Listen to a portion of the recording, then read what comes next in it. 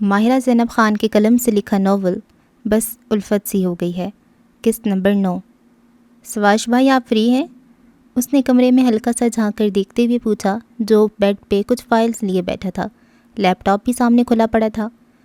بس تھوڑا سا مصروف ہوں، تمہیں کچھ کام ہے ربا؟ اسکرین سے نظریں ہٹا کر اس نے نرمی سے پوچھا۔ مجھے تو نہیں ہے، لیکن ڈیڈ آپ کو یاد کر رہے تھے، اور ساتھ میں ممی اور پھپھو بھی موجود ہیں۔ شاید کوئی ضروری بات کرنی ان تینوں کو آپ سے۔ اس نے خاصی تفصیل سے جواب دیا۔ اوکے، میں 5 منٹ میں آتا ہوں۔ سواش نے اسے کہا تو وہ سر ہلاتے ہوئے چلی گئی، جبکہ جلدی جلدی اپنا کام ختم کرنے لگا۔ ماتھے پہ بکھرے بالوں کو ہاتھ سے پیچھے کی طرف سنوارتے ہوئے زرمین کے روم میں داخل ہوا۔ سیاہ رنگ کا کرتا شلوار کافی جچ رہا تھا اس کے وجود پر۔ پاکستان آنے کے بعد تو وہ صرف جینز اور شرٹس پہنتے ہی گھومتا تھا۔ پھر ایک دفعہ کنان اور حماز اسے زبردستی مال لے گئے۔ وہ تو بازار سا وہاں پھر رہا تھا۔ ان دونوں نے ہی مختلف رنگ اور ڈیزائنز کے کافی سارے شلوار قمیض اور کرتے وغیرہ اس کے لیے خریدے تھے۔ پہلے تو وہ کبھی کبھی انہیں استعمال کرتا تھا، لیکن اب تو کورٹ سے آنے کے بعد سب سے پہلے وہ شاور لے کر کوئی شلوار قمیض پہنتا تھا، پھر کوئی اور کام کرتا تھا۔ آؤ سواش، ہم تمہارے انتظار کر رہے تھے، زوار ملک نے اسے وہاں دیکھ کر کہا۔ پھر سامنے رکھی چیئر کی طرف اسے بیٹھنے کا اشارہ کیا۔ ان تینوں کی وہاں ایک ساتھ موجودگی اس کے گرد خطرے کی گھنٹیاں بجا رہی تھی۔ جی کہیے ماموں، وہ سنبھل کر بیٹھتے ہوئے بولا۔ شادی کے بارے میں تم نے کیا سوچا ہے؟ زوار ملک نے اتنے اچانک سے پوچھا کہ لمحے کو تو وہ سٹپٹا گیا۔ سمجھ ہی نہ آیا کہ کیا جواب دے۔ دیکھو بیٹا، ماشاءاللہ سے اب تمہاری اتنی عمر ہو چکی ہے کہ اپنی ذمہ داریوں کو نبھا سکو، اور یہ تو ویسے بھی فرض کے ساتھ ساتھ سنت بھی ہے۔ کچھ دنوں تک ماں کنان کی نسبت بھی طے ہو جائے گی، اور 2-3 مہینے تک شادی۔ تمہاری مما اور مامی کا یہ بھی خیال ہے کہ کنان کے ساتھ ساتھ تمہاری بھی شادی کر دی جائے۔ اب بتاؤ تمہارا کیا فیصلہ ہے؟ انہوں نے اس دفعہ کافی تفصیل سے ساری بات اس کے سامنے رکھ دی تھی، جو سر جھکائے بیٹھا تھا۔ اس کے چہرے سے اس کے جذبات کا اندازہ لگانا انتہائی مشکل تھا۔ کافی گہرا انسان تھا وہ، اپنے اندر کی کیفیت کو وہ کبھی کسی کو بھنک تک نہیں لگنے دیتا تھا۔ لوگ اندازے ہی لگاتے رہ جاتے تھے اس کے بارے میں۔ بات اصل میں یہ ہے ماموں، گلا کھنکارتے ہوئے اس نے جھکا سر اٹھا کر ان تینوں کو دیکھا جو اسی کی طرف متوجہ تھے۔ اگلے 3-4 سال تک میرا شادی کا کوئی ارادہ نہیں ہے، میرا تو ابھی کریئر سٹارٹ ہوا ہے، میں صرف اسی پہ فوکس کرنا چاہتا ہوں۔ کافی رسان سے اس نے اپنا جواب ان کے گوش گزار کیا۔ اگر کوئی پسند ہے تو تم ہمیں بتا سکتے ہو۔ انیسہ نے اس کے شانے پہ ہاتھ رکھ کے اس انداز سے کہا کہ بامشکل ہی وہ اپنی مسکراہٹ روک پایا تھا۔ ایسی بات نہیں ہے مامی، بس ابھی یہ ذمہ داری نہیں اٹھانا چاہتا میں۔ وہ تو ٹھیک ہے، لیکن جتنا وقت تم مانگ رہے ہو وہ دینے پر تو یہ دونوں خواتین راضی نہیں ہوں گی۔ اگر تم اسے کم کر کے 6-7 ماہ یا 1 سال تک کر سکتے ہو تو میں تمہارا ساتھ دے سکتا ہوں، اور اگر نہیں تو پھر کنان کے ساتھ ساتھ تم بھی اپنی شیروانی پسند کر لو، دونوں کا نکاح ہی کروا دیں گے ساتھ۔ شانے اچکا کر انہوں نے بے نیازی سے کہا، مجھے منظور ہے ماموں۔ اس نے جھٹ ہاں کر دی، کہیں وہ اپنے کہے پہ عمل درآمد ہی نہ کر دیں۔ ہائے، اس کی دوستانہ سی آواز پہ افرال نے سر اٹھا کے اسے دیکھا، پھر برا سا منہ بنا کے کچھ بڑبڑاتے ہوئے دوبارہ کتابوں کی طرف متوجہ ہو گئی۔ کیسی ہو پٹھانی؟ خوش دلی سے پوچھتے ہوئے وہ خود ہی اس کے سامنے چیئر گھسیٹ کر بیٹھ گیا۔ اس نے تب بھی کوئی جواب نہ دیا، انجان سی بنی رہی جیسے اس کو جانتی نہ ہو۔ میں تم سے بات کروں، جواب کیوں نہیں دے رہی؟ حماس نے تب کر اس کے سامنے رکھی وہ بک ہی جپٹ لی تھی، جس پر وہ نظریں گاڑے بیٹھی شاید اسے اپنے دماغ میں نقش کر رہی تھی۔ حماس کی حرکت نے اسے غصہ ہی تو دلا دیا تھا۔ یہ کیا حرکت ہے بدتمیز لڑکا، بک واپس کرو ہماری۔ لائبریری کے خیال سے آواز کو دھیما رکھ کر اس نے ناپسندیدگی اور ناگواری سے اسے کہا، کر دوں گا واپس، پہلے اس لڑکا کو اپنا نام بتاؤ۔ کتاب کے صفحے الٹ پلٹ کرتے ہوئے اس نے ایک نظر اسے دیکھ کر مسکرا کر کہا، کیا کہا تم نے؟ وہ بری طرح چونک کر بولی۔ اب دیکھو نا یار، کتنا ٹائم ہو گیا ہم ایک دوسرے سے ملے ہوئے، تمہیں تو میرا نام معلوم ہے اور میں نے ابھی تک تمہارا نام پوچھا ہی نہیں، بتاؤ نا کیا نام ہے تمہارا؟ گہری سانس بھر کر اس نے اپنے شدید غصے کی لہر کو دبایا تھا۔ سیدھے طریقے سے یہاں سے جاؤ ورنہ تمہاری کمپلین کرنی پڑے گی ہم کو۔ ناراض کیوں ہو رہی ہو؟ صرف نام ہی تو پوچھنے آیا ہوں۔ زمڑا، ہم کیوں بتائے تم کو اپنا نام؟ وہ گھور کر بولی۔ ماروی اور صوبیہ کی صحبت سے کافی اعتماد آ گیا تھا اس میں۔ نام بتانے سے کیا ہو جائے گا، بتا دو یار، ایک تو تم اتنی دور سے تمہارے ڈپارٹمنٹ میں تمہارا نام پوچھنے آئی ہوں اور تم ایسے نخری دکھا رہی ہو۔ تم ہماری دماغ خراب نہیں کرو اماز، اور جاؤ یہاں سے۔ جاؤں گا ہی نہیں جب تک اپنا نام نہیں بتاؤ گی۔ ٹیٹوں کی طرح کہتے ہوئے وہ مزید پھیل کر بیٹھ گیا۔ وہ چپتی ہوئی نظروں سے اسے دیکھ رہی تھی، جو شاید قسم کھا کر وہاں آیا تھا۔ وہ دوبارہ اپنے روم میں آیا تھا جہاں بیڈ پہ پڑا اس کا فون جانے کب سے بج رہا تھا۔ اس نے سرسری سی نگاہ بلنک ہوتے نام پر ڈال کر کال یس کر کے فون کان سے لگایا۔ ہو گیا کام؟ اس نے سنجیدگی سے ہی پوچھا۔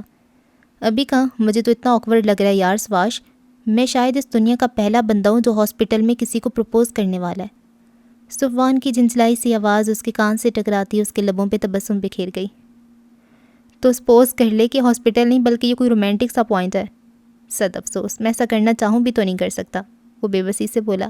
ہمت کر یار سیفی، اگر تو بزدلن کی طرح ایکٹ کرے گا تو پھر مجھے میں بھی ہمت نہیں آئے گی۔ مجھے تو نے بھیج دیا، دیکھتا ہوں خود کون سا تیر مارتا ہے۔ پہلے اپنے تیر کو تو نشانے پر لگا دے۔ بس جا ہی رہا تھا۔ کیا کر رہے ہو تم لوگ یہاں پر؟ وہ تینوں بے صبری سے اس کے باہر آنے کا انتظار کر رہے تھے جب اس کی کرخت آواز پہ اچھل پڑے۔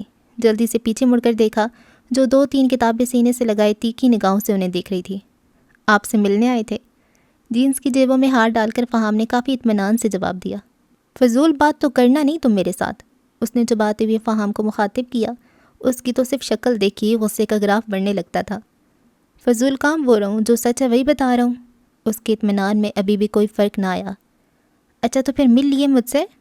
اس نے آنکھوں میں آگ بھر کے تن سے پوچھا۔ آپ اجازت دیں تو ابھی مل لیتا ہوں۔ نچلا لب دانتوں تلے دبا کر وہ اچانک ہی 2 قدم آگے بڑھ کر اس کے سامنے جانے لگا تھا۔ جہاں مشر اور سمیر نے بکھلا کے اسے دونوں بازوؤں سے پکڑ کر روکا، وہیں وہ بھی ہڑبڑا کے پیچھے ہٹی تھی۔ اسے بھلا کہاں فہام سے اس چیز کی توقع تھی؟ انسان کا بچہ بن جا، سمیر نے گھور کے اسے کہا۔ پاگل ہو کیا تم؟ ماروی کا انداز شدید غصہ لیے ہوئے تھا۔ ہاں میں پاگل ہوں، اور تم مجھ سے بھی بڑی پاگل ہو۔ تم مجھے پاگل کہہ رہے ہو؟ دونوں آنکھوں میں کارتوس پر ایک دوسرے کو دیکھ رہے تھے۔ لو جی، دونوں پاگل آمنے سامنے، اب ہم کیا کریں گے؟ سمیر نے مشر کو دیکھتے ہوئے پوچھا۔ ہم انجوائے کریں گے، آ جا بیٹھ جا، اطمینان سے کہتے ہوئے وہ اچانک ہی پیر پسار کر وہیں بیٹھ گئے۔ اچھا یہ بتا، جب ہم حماس کے ساتھ پشاور جائیں گے بارات میں تو میں کرتا شلوار پہنوں یا 2 پیس؟ بیچ کوریڈور میں وہ دونوں ایک ساتھ نیچے بیٹھے تھے جب مشر نے کونی گھٹنے پہ ٹکا کر ہاتھ کی مٹھی بنا کر اس پر چہرہ ٹکاتے ہوئے اس سے پوچھا۔ اس بات سے انجان کے اندر دلہن جوالا شعلہ بنی اچھے سے دلہا کی طبیعت صاف کرنے میں مصروف ہے۔ یہاں پر ابھی تک دلہن کا نام ہی نہیں پتہ چل سکا اور تو جب اپنی ڈریسنگ کی پڑی ہوئی ہے۔ ہاں تو اچھا ہے نا، پہلے سے ساری پلاننگ کر کے رکھنی چاہیے۔ وہ کافی پتے کی بات اسے بتا رہا تھا جبکہ فہام بھی دھم سے ان کے پاس آ کر بیٹھا۔ ماروی کچھ دیر پہلے ہی اسے جہنم میں بھیج کر پیر پٹکتی وہاں سے جا چکی تھی۔ آجا شہزادے، بیٹھ جا یہاں پر، مل گیا سکون، کروا لی اپنی اور ہماری عزت۔ اس سے باتیں سنے بغیر تو تیرا کھانا ہضم ہوتا نہیں ہے نا؟ سمیر نے اسے گھورتے ہوئے کہا۔ میں کون سے جان بوجھ کر اس کے منہ لگتا ہوں، وہ تو خود ہی آ کر مجھ سے ٹکرا جاتی ہے۔ وہ منہ بناتے ہوئے سر جھٹکتے ہوئے بولا۔ ہاں اور تو کہتا ہے اب ٹکرا گئی تو جانے نہیں دوں گا۔ مشر بھی تن سے بولا۔ کیا ہوا، پوچھ لیا نام، کیا بتایا اس نے؟ فہام کو چھوڑ کر وہ لوگ اس کی طرف متوجہ ہوئے جو لائبریری سے باہر آ رہا تھا۔ چہرے کی زاویے جانے کیوں بگڑے ہوئے تھے۔ کیا نام ہے اس کا، بتانا، مشر نے بے صبری سے پوچھا۔ گل خان، وہ تب کر بولا۔ گل خان؟ وہ لوگ حیرت سے ایک دوسرے کو دیکھنے لگے۔ یہ کیا آدمیوں والا نام ہے اس کا؟ شیر خان، وہ مزید بولا۔ یہ بھی اسی کا نام ہے؟ سمیر نے چنبے سے پوچھا۔ بہادر خان، اس کی بات کا جواب دینے کی بجائے وہ پھر بولا۔ 3 نام؟ مشر بھی جی بھر کے حیران ہوا۔ فضل خان، بگڑے موڈ کے ساتھ اس نے پھر کہا۔ او بھائی، یہ کیا تو نے خان بھائیوں کی دکان کھول دیا، سیدھی طرح بتانا، سمیر جھنجھلا کر بولا۔ نام ہی تو بتا رہا ہوں، وہ بھی جل کر بولا۔ مجھے تو یقین نہیں آ رہا، پٹھانی بھابھی کے 4 نام ہیں، وہ بھی ایسے آدمیوں والے، اللہ معافی۔ فہام نے کانوں کو ہاتھ لگاتے ہوئے کہا۔ میں نے کب کہا یہ اس کے نام ہے؟ حماس پہلے تو چونکا، پھر اس کے سر پہ تھپڑ مارتے ہوئے دانت پیستے ہوئے بولا۔ ابے تو نے بھی تو آتے خانوں کی لائن لگا دی تھی، ہم اور کیا سمجھیں گے پھر؟ سمیر بھی اسے گھور کر بولا۔ یہ اس کے نہیں، اس کے بھائیوں کے نام ہیں جن سے ڈرا کر باہر بھیجا اس نے مجھے، اس نے سر چٹک کر برے موڈ سے جواب دیا۔ اس کی اتنی ہمت، میرے بھائی کو اپنے بھائیوں سے ڈرانے لگی؟ کوہنی تک چڑھی آستینوں کو مزید اوپر چڑھاتے ہوئے وہ ماتھے پہ بل لیے جوش سے کہتا اٹھ کھڑا ہوا۔ بیٹھ جا بھائی، تیرے اندر کے کیڑوں کو بھی سکون نہیں ہے۔ بیزاری اکتاہٹ سے حماس نے اس کا ہاتھ کھینچ کے دوبارہ بٹھایا۔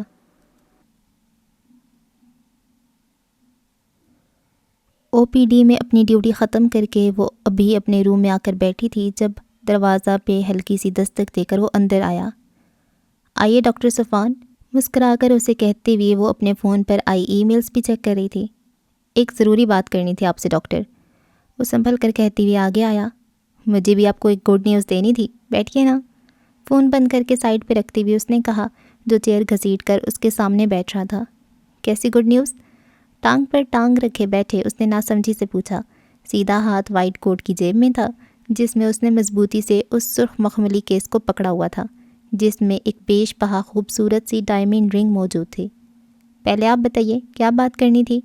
رخساروں سے ٹکراتی لیئرز میں کٹی زلفوں کو مخروطی انگلی سے ایک ادا سے پیچھے کرتے ہوئے اس نے بھی ناسمجھی سے پوچھا۔ صفوان اپنا دل ہی تھام کر رہ گیا۔ کہنے کو تو ایک عام اور چھوٹی سی بات ہی تھی، لیکن اسے کہنے کے لیے اگر دنیا کی ساری ہمت بھی مجتمع کر کے اس کے اندر ڈال دی جاتی تو شاید تب بھی وہ نہ کہہ پاتا۔ چلیں پہلے میں بتاتی ہوں، گلہ کھنکارتے ہوئے وہ اپنے لفظوں کو ترتیب دے رہا تھا جب سمرین نے اس کی مشکل آسان کر دی۔ چلو پہلے اسی کی سن لو۔ کیس پہ اپنی گرفت سخت کرتے ہوئے وہ اس کی طرف متوجہ ہوا جو جھک کر ڈرام میں سے کچھ نکال رہی تھی۔ دوسری لمحے اس نے ایک سیاہ اور سنہرے امتزاج کا خوبصورت سا کارڈ اس کے سامنے رکھا۔ یہ کس چیز کا کارڈ ہے؟ صفوان نے ایک نظر اسے دیکھنے کے بعد سمرین سے پوچھا، جو کوہنیاں ٹیبل پہ ٹکائے دونوں ہاتھوں میں چہرہ گرائے مسکراتے ہوئے اسے دیکھ رہی تھی۔ گیس کیجیے آپ۔ اوہ مجھے اس طرح کے سسپینس بالکل نہیں پسند۔ ہاتھ چلا کر سر جھٹکتے ہوئے اس نے خود ہی کارڈ اٹھا لیا جسے کھول کر وہ اس کے متن پہ نظریں دوڑا رہا تھا۔ میری انگیجمنٹ کا دعوت نامہ ہے آپ کے لیے، اگر نہیں آئے تو پھر یاد رکھیے گا کیا حال کروں گی، شوخی سے کہتے ہوئے اس نے آخر میں دھمکایا۔ لیکن اسے تو کوئی آواز سنائی نہیں دے رہی تھی، لگتا تھا جیسے لہو رگوں میں جامد ہو گیا ہو۔ مذاق کر رہی ہو نا؟ حقیقت اس کے ہاتھ میں تھی لیکن دل کو ابھی بھی ایک موہوم سی امید تھی کہ شاید وہ مذاق ہی کر رہی ہو۔ ایسی باتیں مذاق میں کہاں کی جاتی ہیں ڈاکٹر صفوان؟ اس کی امید کو بے دردی سے توڑتے ہوئے وہ انتقام پہ ایک کافی کا کہہ رہی تھی۔ یک لخت ہی اسے اپنا دل پہ دباؤ پڑتا محسوس ہوا، یعنی کہ اس نے دیر کر دی تھی۔ یہ تو اس نے کبھی سوچا ہی نہیں تھا کہ سمرین اس کے علاوہ بھی کسی کی ہو سکتی ہے۔ وہ تو ہمیشہ ہی اسے استحقاق سے دیکھتا تھا، جیسے ازل سے وہ اسی کے نام لکھی گئی ہو، لیکن اس کا نصیب بھی کیا کیجیے۔ آپ کیا بتانے والے تھے ویسے؟ انجانے میں اس کے دل کے ٹکڑے کر کے اب وہ سوالیہ انداز میں اس سے پوچھ رہی تھی، جو خاموش سا نظریں جھکائے تازہ تازہ دل پہ لگنے والے زخم کی شدت کو دبا رہا تھا۔ اس کے مخاطب کرنے پر نگاہ اٹھا کے اس کا چہرہ دیکھا جسے استحقاق سے دیکھنے کا حق اب کسی اور کو ملنے والا تھا۔ اسے لگ رہا تھا جیسے کسی نے اس کا دل مٹھی میں لے کر بے دردی سے مسل دیا ہو۔ اپنی محبت کی شدت کا اندازہ تو اسے اب ہو رہا تھا، جب کچھ ہاتھ میں ہی نہیں رہا تھا، صرف سیکنڈز کی بات تھی، وہ تو اسے اپنی پوری زندگی کا اختیار سونپنے والا تھا، اور ایک وہ تھی کہ جسے کچھ خبر ہی نہ تھی اس کے جذبوں کی۔ ارے آپ کہاں چلیں؟ بیٹھیے نا، میں نے کافی منگوائی ہے، سمرین نے اسے اچانک سے اٹھتے دیکھ جلدی سے کہا، جس کے چہرے کا رنگ ہی بدل چکا تھا۔ اس سے زیادہ اس کے سامنے بیٹھے رہنے کی برداشت نہیں تھی اس میں۔ ایک ضروری کام یاد آ گیا، کچھ دیر میں آتا ہوں، اس نے زبردستی مسکرا کر کہا، جس میں چھپے درد و تکلیف کو وہ شاید کبھی بھی نہ جان پاتی۔ وہ روم سے باہر آ کر تیز تیز قدم اٹھاتے ہوئے باہر کی طرف جا رہا تھا۔ گھٹن تھی کہ بڑھتی ہی جا رہی تھی، شدت ضبط سے اس کی سرمئی آنکھیں الگ سرخ انگارہ ہو رہی تھیں۔ جیب میں پڑے کیس کو اتنی سختی سے اس نے دبوچا ہوا تھا کہ ہاتھ کی رگیں تک ابھر آئی تھیں۔ محبت کی ہے نا، اب زخم بھی کھانا پڑے گا اور درد بھی سہنا پڑے گا۔ اتنے نصیبوں والے تو نہیں ہو کہ آرام سے اپنی محبت کو پالو، ابھی تو ہجر کی سختیاں بھی جھیلنی تھیں۔ آسان تو نہیں ہے، لیکن اسے بھلانا تو پڑے گا ہی نا۔ اس کا نام دل سے مٹانے کے سوا کوئی چارہ بھی نہیں تھا۔ اسے لگا جیسے محبت اس پہ ہنس رہی ہے، کہہ کے لگا رہی ہے، اس کا مذاق اڑا رہی ہے کہ کتنی آرام سے اسے اپنے اشاروں پر نچانے کے بعد کسی بے جان سی مورتی کی طرح ایک طرف پھینک دیا۔ تپتی دھوپ میں ارد گرد کے ماحول سے بیگانہ وہ سر جھکائے لان میں پڑی بینچ پر بیٹھا تھا۔ آنکھوں میں نمی سی چمک رہی تھی جسے وہ زور سے پلکیں چپک کر باہر آنے سے روک رہا تھا۔ امائزہ اور رباب منگنی کی شاپنگ کرنے سمرین کے ساتھ مال آئی ہوئی تھیں۔ وہ دونوں اس سے ملی ہی نہیں تھیں، صرف تصویر میں ہی دیکھ رکھا تھا، تو سوچو اس بہانے اس سے مل بھی لیا جائے گا۔ کنان ان دونوں کو چھوڑ کر تھانے جا چکا تھا، کچھ ہی دیر میں کافی اچھی دوستی ہو چکی تھی ان کی۔ پورا ہفتہ ہو گیا تھا ان تینوں کو کہتے ہوئے کہ اپنی شاپنگ کر لو ورنہ پھر عین وقت پر بھاگتے پھرو گے، لیکن ان تینوں کے کان پہ جونک تک نہ رینگی۔ بات ہوا میں اڑا کر پھر سے اپنے کاموں میں لگ جاتے۔ اب حال یہ تھا کہ کل رسم تھی اور آج وہ لوگ شام سے مارکیٹ کی خاک چھاننے نکلے ہوئے تھے۔ خریدنے کو 10 چیزیں تھیں اور وقت صرف آج کا۔ رات کے 2 بجنے آئے تھے جب روم کے دروازے پہ ہوتی مدھم دستک نے اسے کچی نیند سے جاگنے پہ مجبور کر دیا۔ آنکھوں کو بمشکل کھول کر ابھی وہ اپنے شعور کو بیدار کر ہی رہی تھی کہ اس دفعہ ذرا زور سے دروازہ بج گیا۔ لگتا تھا جیسے نوارد کافی عجلت میں ہو۔ کھلے دراز بالوں کو جوڑے کی شکل میں لپیٹتے ہوئے پاس پڑا دوپٹہ اٹھا کر شانوں پر پھیلا کر وہ جلدی سے اٹھ کر دروازے کے پاس آئی۔ بالٹ گھما کر اس نے دروازہ کھولا جہاں سامنے ہی وہ کھڑا تھا۔ کون سے استبل بیچ کر سوتی ہو؟ اتنی دیر سے بجا رہا ہوں۔ وہ جھنجھلایا ہوا لگتا تھا۔ یہ کون سا وقت ہے کسی کو پریشان کرنے کا؟ اور تم لوگوں میں شرم نہیں ہے جو اب واپس آ رہے ہو؟ حماس کی شکل دیکھ کر اس کی رہی سہی نیند بھی بھگ سے اٹھ چکی تھی۔ مجھے باتیں کیوں سنا رہی ہو؟ صرف ایک کرتا لیا میں نے، سارا وقت تمہارے بھائی کی شاپنگ پہ ضائع ہوا ہے ہمارا۔ تم مجھے کیوں اٹھایا ہے؟ نیند خراب ہونے پہ وہ جھنجھلا کر بولی۔ کیا مطلب کیوں اٹھایا؟ بھوک لگ رہی ہے، روٹیاں بنا کر دو۔ تم لوگ رات کے 2 بجے واپس آ رہے ہو اور کھانا بھی نہیں کھا کر آئے؟ اس نے گھور کر پوچھا۔ نہیں نا، مامی نے فون کیا تھا کہ بادامی قورمہ بنایا ہے، کھانا گھر ہی آ کر کھانا، تو بس۔ آخر میں اس نے شانے اچکائے۔ تو بس؟ بڑبڑاتے ایک تیز نظر اس پر ڈال کر وہ مڑ گئی۔ جا کہاں رہی ہو؟ بنا دو یار، بہت بھوک لگ رہی ہے، وہ منت بھرے انداز میں بولا۔ صبر کر جاؤ، آ تو رہی ہوں میں۔ اسے کہہ کر وہ واش روم میں جا کر 2-4 پانی کے چھینٹے چہرے پہ مار کر تولیے سے صاف کرنے کے بعد کچن میں آئی جہاں ساری لائٹس آن تھیں۔ حماس نہ جانے کہاں تھا۔ کنان ڈائننگ ٹیبل کی چیئر پہ فون ہاتھ میں لیے اس پہ جھکا ہوا تھا اور سواش فریج کا دروازہ کھولے سر اندر کیے جانے کیا تلاش کر رہا تھا۔ ایک سرسری سی نگاہ ان دونوں پر ڈال کر وہ کاؤنٹر کے پاس آئی جہاں روٹیاں بنانے کے سارا سامان پہلے سے ہی ان میں سے کسی نے نکال کے رکھ دیا تھا۔ صبح کے لیے آٹا وہ رات کو ہی گوندھ کر فریج میں رکھ دیتی تھی جو ابھی اس کے سامنے باؤل میں پڑا یخ ٹھنڈا ہو رہا تھا۔ انتہائی کوشش کے بعد بھی بیلا ہی نہیں جا رہا تھا۔ روٹی گول بننے کی بجائے عجیب و غریب سے نقشے بن رہے تھے۔ امائزہ، ہم یہاں ماسٹر شیف کے جج بن کر نہیں بیٹھے، جیسی بن رہی ہے بنا دو یار، بھوک سے برا حال ہو رہا ہے۔ اس کو اتنے جتن کرتے دیکھ کنان نے خاصی بے بسی سے کہا تو اس نے بھی بالآخر ہار مان کر جیسی تیسی بنا کے ان کے سامنے رکھ دی۔ جو اتنے بھوکے تھے کہ بنا کچھ بولے اسی پہ ٹوٹ پڑے۔ 3-4 روٹیاں اور بنا کر ان کو دینے کے بعد وہ شیلف سے سارا سامان اٹھا کر واپس ان کو ان کی جگہ پہ رکھ رہی تھی۔ یقین مانو اگر چوہوں نے اودھم نہ مچایا ہوتا نا تو میں یہ نقشے لے کر دوسرے ملک دریافت کرنے نکل پڑتا، پر افسوس اب میرے پیٹ میں اتر چکے ہیں۔ سنک میں ہاتھ دھوتے ہوئے وہ افسوس سے بولا۔ باقی میں مائزہ ماننا پڑے گا، نقشے کافی زبردست بناتی ہو تم۔ گلاس میں پانی بھرتے ہوئے کنان نے بھی اس کی ہاں میں ہاں ملاتے ہوئے قدرے سنجیدگی سے کہا۔ اگر تم لوگ پہلے اتنی تعریفیں کرتے تو پھر میں دیکھتی کہ کیسے ایک نوالا بھی کھا پاتے ہو۔ چائے کا پانی رکھتے ہوئے اس نے ان دونوں کو گھور کر کہا۔ ہمیں پتہ تھا، جبھی تو چپ چاپ کھا لیا، حماس نے اس کو چڑھاتے ہوئے کہا۔ صبح سے گھر میں کافی ہلچل مچی ہوئی تھی۔ منگنی کی تقریب رضوان صاحب نے اپنے گھر کے بڑے سے لان میں ہی ارینج کی تھی۔ زوار ملک ماہکنان انیزہ اور زرمین کو لے کر جا چکے تھے۔ حماس عمیر کے ساتھ اس کی گاڑی میں تھا جبکہ مشرف فہام کے ساتھ اس کی بائک پہ آ رہا تھا۔ باقی وہ تینوں ہی بچے تھے۔ امائزہ ربا کب سے پورٹیکو میں کھڑی اس کا انتظار کر رہی تھی جس کے باہر آنے کی کوئی آثار ہی نظر نہیں آ رہے تھے۔ ڈریسنگ کے قد آور آئینے کے سامنے کھڑا وہ خود پہ پرفیوم کا سپرے کر رہا تھا۔ وائٹ کلر کا کاٹن کا سوٹ اس کی بھرپور مردانہ وجاہت پہ کافی جچ رہا تھا۔ اس پر اس کے مغرور تنے ہوئے نقوش اس کی شان میں مزید اضافہ کر رہے تھے۔ سواش بھائی تیار ہو گئے ہیں تو باہر آ جائیں، کب سے ویٹ کر رہے ہیں آپ کا۔ چوڑی کلائی میں وہ گھڑی باندھ رہا تھا جب بھی کھلے دروازے سے وہ اکتائی ہوئے انداز میں کہتے ہوئے اندر آئی۔ سواش نے ذرا کی ذرا نظر اٹھا کے اسے دیکھا، پھر تو جیسے نظریں پلٹنے سے انکاری ہو گئی تھیں۔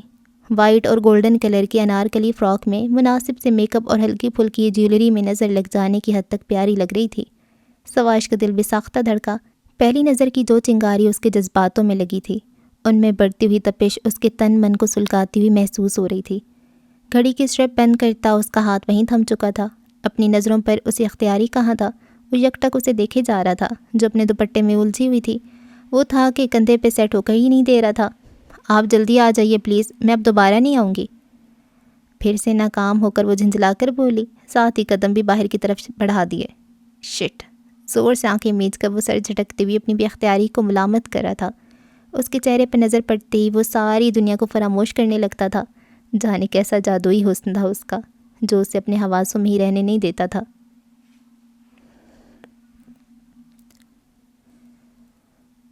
لون کی سجاوٹ انتہائی اعلیٰ پائی کی گئی تھی، ہر چیز اپنی جگہ پہ نفاست کا منہ بولتا ثبوت تھی۔ سیاہ رنگ کے کرتا شلوار میں گرے واسکٹ پہنے وہ شہزادوں کی سیان بان کے ساتھ سٹیج پر اس پری پیکر کے ساتھ براجمان تھا جو سلور اور فیروزی میکسی میں کافی پیاری لگ رہی تھی۔ ماں کنان کو بھی اپنی قسمت پہ یقین نہیں آ رہا تھا۔ وہ بار بار گردن موڑ کے اسے دیکھ کر جیسے تسلی کر رہا تھا کہ وہ کسی خواب میں نہیں ہے، وہ سچ مچ اس کے ساتھ ہے، ہمیشہ کے لیے اس کی ہونے جا رہی ہے۔ لیکن اس کی حرکت پہ سمرین کے چہرے کا رنگ سرخ پڑتا جا رہا تھا۔ سیدھے ہو کے بیٹھی ایس پی صاحب، سب ہمیں ہی دیکھ رہے ہیں۔ کنان کے پھر سے دیکھنے پر وہ نہ چاہتی ہوئے بھی آواز کو دھیما رکھ کے کہہ اٹھی، میں کیا کروں یار، مجھے یقین ہی نہیں آ رہا۔ سر کھجاتے ہوئے وہ بے بسی سے بولا۔ وہ ماروی اور صوبیہ کے ساتھ ایک طرف کھڑی تھی، سیاہ اور سلور امتزاج کی خوبصورت سی فراک میں اس کی گلابی رنگت دمک رہی تھی۔ وہ بے خود سا اسے دیکھے جا رہا تھا جب مشر نے اپنی کوہنی اس کے پیٹ میں ماری۔ وہ کرا کر رہ گیا، نظروں میں ہی سالم نکل جا اسے۔ مشر نے تن سے کہا، کیا بکواس کر رہا ہے؟ حماز نے اسے گھر کر پوچھا۔ کمینے، ہمیں تو آج تک اتنے پیار سے نہیں دیکھا تو نے، اور اس کو ایسے دیکھ رہے جیسے نظر لگا کر چھوڑے گا۔ تجھے بھی دیکھ لوں گا اگر تو بھی اس کی طرف فراک پہن کر آ گیا تو۔ زیر لب مسکراتے ہوئے اس نے بظاہر اکتاہٹ سے کہا، ہائے مشر، تو یہ فراک پہن کر بالکل نارکلی لگے گا۔ سمیر نے ہنستے ہوئے کہا، اور پھر میں سلیم بن کر اس کو بھگا کر لے جاؤں گا۔ فہام کے کہنے پر وہ دونوں بے ساختہ ہنسے تھے جبکہ وہ اسے گھورنے لگا۔ ہمیشہ تو آوارہ عاشقوں والی باتیں ہی کرنا۔ وہ سر جھٹک کر بولا، اوئے وہ ادھر ہی آ رہی ہے۔ سمیر دبی آواز میں چلایا، کہاں آ رہی ہے؟ وہ تو وہیں کھڑی ہے۔ نظریں فرال پہ جمائے وہ ناسمجھی سے بولا، ابے پٹھانی نہیں، وہ وڈیرنی ادھر آ رہی ہے۔ ماروی کو دیکھ کر وہ چاروں ہڑبڑاتے ہوئے وہاں سے 9-2-11 ہو گئے تھے۔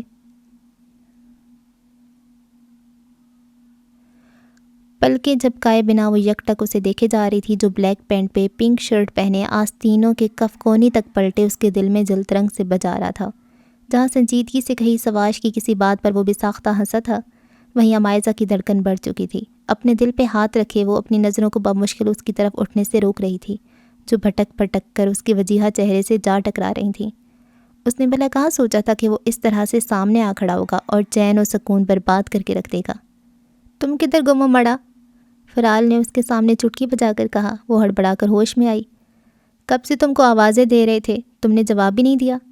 2 انگلیوں سے پیشانی چھوتے ہوئے وہ پلکیں زور سے جھپکتے ہوئے خود کو اس کے سحر سے نکالنے کی کوشش کر رہی تھی۔ آؤ نا، ہم تمہیں اپنے فرینڈ سے ملوانا ہے۔ اس کا ہاتھ پکڑ کر فرال صوبیہ اور ماروی کی جانب لے آئی۔ یعنی کہ اتنی محنت کا کوئی فائدہ نہیں ہوا؟ سواش نے افسوس سے سر ہلاتے ہوئے کہا، چھوڑنا یار، محبت ہی تو ہے، دوبارہ ہو جائے گی۔ صفوان نے لاپرواہی سے ہاتھ جھلاتے ہوئے کہا۔ یہ اور بات تھی کہ یہ کہنے پر اس کے دل کی جو حالت ہوئی تھی صرف وہی جانتا تھا۔ محبت پھر سے ہو جانا کوئی کمال بات نہیں ہے، لیکن جب تک پہلی محبت دل سے نہ نکلے کوئی دوسرا کیسے اس میں داخل ہو سکتا ہے؟ اگر ایسی بات ہے تو پھر میری دعا ہے تجھے جلد ہی کسی سے دھواں دھار قسم کا عشق ہو جائے۔ سواش کو معلوم نہیں تھا کہ وہ سمرین سے محبت کرتا ہے۔ صفوان نے تو اس کا نام تک نہیں بتایا تھا۔ ایسی دعائیں مت تیار، ایک محبت کا تجربہ کافی ہے میرے لیے۔ صفوان نے ہنستے ہوئے اس کے سامنے ہاتھ جوڑ دیے۔ یہ اور بات تھی کہ اپنے چہرے پر کسی کی نظروں کی تپش وہ بخوبی محسوس کر سکتا تھا۔ نظریں جھکائے وہ ہاتھ میں پہنی اس کے نام کی انگوٹھی کو دیکھ رہی تھی جو تھوڑی دیر پہلے ہی کنان نے اس کی انگلی میں سجائی تھی۔ مبارک ہو ڈاکٹر۔ پاس سے ابھرتی آواز پر اس نے چونک کر سر اٹھا کر اسے دیکھا جو سامنے کھڑا مسکرا رہا تھا۔ تھینک یو ڈاکٹر صفوان۔ مسکرا کر اس کے ہاتھ سے گلابی پھولوں کا بوکے لیتے ہوئے اس نے کہا، آپ کو بھی مبارک ہو ایس پی سر۔ کنان نے مسافر کرتے ہوئے اس سے کہا، بہت شکریہ۔ اس نے بھی خوش دلی سے جواب دیا، اوکے اب میں چلتا ہوں۔ ابھی سے کہاں جا رہے ہیں؟ سمرین نے حیرت سے پوچھا۔ اسلام آباد جانا تھا ارجنٹ کام کے سلسلے میں، لیکن آپ نے دھمکی دی تھی اگر میں نہ آ سکا تو بس اجازت دو اب۔ رسٹ واچ دیکھتے ہوئے اس نے کہا، چلیں جیسے آپ کی مرضی۔ اس نے ہتھیار ڈالتے ہوئے مسکرا کر کہا۔ اس کی اسی مسکراہٹ پر تو وہ فدا ہوا تھا۔ یہ میں کیا سوچ رہا ہوں؟ سختی سے اپنے سوچوں کو جھٹکتے ہوئے وہ نیچے سواش کے پاس آیا جو موبائل پہ مصروف تھا۔ اوکے بڑی، پھر ملیں گے۔ اس کے گلے لگتے ہوئے صفوان نے کہا، کچھ دیر اور رک جاتا یار۔ سواش نے الگ ہو کر ہاتھ ملاتے ہوئے کہا، ضرور رک جاتا اگر ضروری کام نہ ہوتا۔ اس نے بیچارگی سے جواب دیا۔ سچ تو یہ تھا کہ اس میں اب اتنا حوصلہ نہیں تھا کہ وہاں موجود رہتا۔ واہ کیا اتفاق ہے، یہ پاگل حماس سمرین کا دیوان ہے۔ کائی رنگ کی کیپری اور شارٹ شرٹ میں دوپٹہ لاپرواہی سے کندھے پر ڈالے وہ عام دنوں کی نسبت آج ہلکی پھلکی تیاری میں غضب ڈھا رہی تھی۔ پاگل تو نہیں بولو بیچاری کو؟ بھاری سی کامدار فراک سنبھالنے میں بے حال ہوتی فرال نے اسے بے دہانی میں کہا۔ کیوں؟ تمہیں کیوں برا لگ رہا ہے؟ ماروی نے مشکوک انداز میں اسے دیکھتے ہوئے پوچھا، جو اس کی تفتیشی انداز پہ ہڑبڑا سی گئی۔ وہ ہم تو ایسی کہہ رہے تھے۔ زبردستی مسکراتی ہوئی اس نے بات کا سرزائل کرنا چاہا۔ ایسے تو کوئی کچھ نہیں کہتا، سچ بتاؤ کیا بات ہے؟ وہ تو ایک بات کے پیچھے پڑ جائے تو چھوڑنے کا نام نہیں لیتی تھی۔ یار ہم نے سچ میں ایسے ہی بولا تھا، تم پتہ نہیں کیا سمجھ رہا ہے۔ اس نے فوراً ہی منہ پھلا لیا۔ کتنی کیوٹ لگتی ہو تم ناراض ہو کر۔ ماروی نے بے ساختہ ہنستے ہوئے چٹا چٹ اس کے پھولے پھولے گلابی گالوں کو چوما تھا جو بکھلا اٹھی، چہرہ دب کر سرخ ہو چکا تھا۔ تم کو کسی کا لحاظ ہی نہیں ہے بدتمیز۔ وہ جھیمتے ہوئے اسے گھورنا چاہ رہی تھی لیکن پلکیں ہی رخساروں پہ سائے فگن ہو گئیں۔ حماز ایسی تو فدا تھوڑی ہوا ہے ہماری پٹھانی پر۔ صوبیہ نے شرارت سے اس کو ٹہوکا مارتے ہوئے کہا، جس کا شرم سے چہرہ انتہائی سرخ پڑتا جا رہا تھا۔ بالکل، جبھی تو وہ پروانے کی طرح جھومتا پھرتا ہے اس کے آگے پیچھے۔ وہ دونوں اس کو مسلسل چھیڑے جا رہی تھیں۔ دیکھو ذرا حماز کے نام پہ کیسے شرما رہی ہیں محترمہ، صوبیہ نے شوخی سے کہا۔ ایسی کوئی بات نہیں ہے، ہم نہیں شرما رہے، وہ جلدی سے کہہ اٹھی تھی جو اس کی معصومیت پر بے ساختہ ہنس رہی تھی۔ یا اللہ کرم فرمانا، یہ دونوں چڑیلیں میری پٹھانی کو گھیر کر کھڑی ہیں، ضرور میرے خلاف بھڑکا رہی ہوں گی۔ دونوں ہاتھ دعا کے انداز میں اٹھائے وہ لہجے کو غمگین بناتے ہوئے آسمان کی طرف چہرہ کیے بولے جا رہا تھا۔ وڈیرنی کو چڑیل مت بول، فہم کے دل کو کچھ ہو رہا ہے۔ بشیر نے ہنسی دباتے ہوئے انتہائی سنجیدگی سے کہا۔ کیا ہو رہا ہے اس کے دل کو؟ ہاتھ گرا کر وہ ناسمجھی سے پوچھنے لگا۔ وہی جو پٹھانی کو دے کر تجھے ہوتا ہے، اس دفعہ سمیر نے ہنستے ہوئے کہا۔ سچ میں؟ وہ چونکتے ہوئے فہام کو دیکھنے لگا جو ان کی باتوں سے بے نیاز فون کو ٹیڑھا کیے اس میں پب جی کھیل رہا تھا۔ گیم بھی اسے سارے مار دھاڑے والے ہی پسند تھے۔ توجہ دھیان سارا اسی کی طرف تھا، اور نہیں تو کیا، چاہے سے پوچھ لے اس سے۔ اوئے کیا بول رہے ہیں یہ دونوں؟ دوسری لمحے اس نے فون چپٹ کر وہ کڑے تیوروں سے اسے گھورنے لگا۔ کیا بول رہے ہیں؟ گیم خراب ہونے پر وہ غصے سے ان دونوں کو گھور کر بولا جو فوراً وہاں سے ادھر ادھر ہو چکے تھے۔ یہ کہ اس خونی بلا کو دیکھ کر تیرے دل میں گھنٹیاں بجتی ہیں؟ حماز اسے گھور کر بولا جو فوراً بدک اٹھا۔ کیا بکواس کر رہا ہے؟ میرے دل میں کیوں گھنٹیاں بجیں گی اسے دیکھ کر؟ دماغ خراب ہے کیا میرا؟ یا میری شکل پہ پاگل لکھا ہوا ہے؟ ماتھے پہ بل ڈالے وہ بگڑے تیوروں کے ساتھ بولا۔ یہ بات بھی بھلا کہنے والی تھی، مطلب کہ وہ پاگل تھے جو ایسی بیہودہ بات کر رہے تھے۔ اچھا نا، ناراض کیوں ہو رہا ہے؟ یہ لے پکڑ۔ حماز نے جلدی سے اس کا فون اسے تھمایا، کہیں وہ اس کا گریبان ہی نہ پکڑ کے کھڑا ہو جاتا۔ تھوڑی دور کھڑے وہ دونوں کہکے لگاتے ہوئے حماز کو غصہ دلا رہے تھے جو آسانی سے ان کے ہاتھوں بے وقوف بن چکا تھا۔ ماہرہ زینب خان کے قلم سے لکھا ناول بس الفت سی ہو گئی ہے قسط نمبر 9 کا اختتام ہوا۔ آپ سے اگلی قسط میں ملاقات ہوگی، تب تک کے لیے اللہ حافظ۔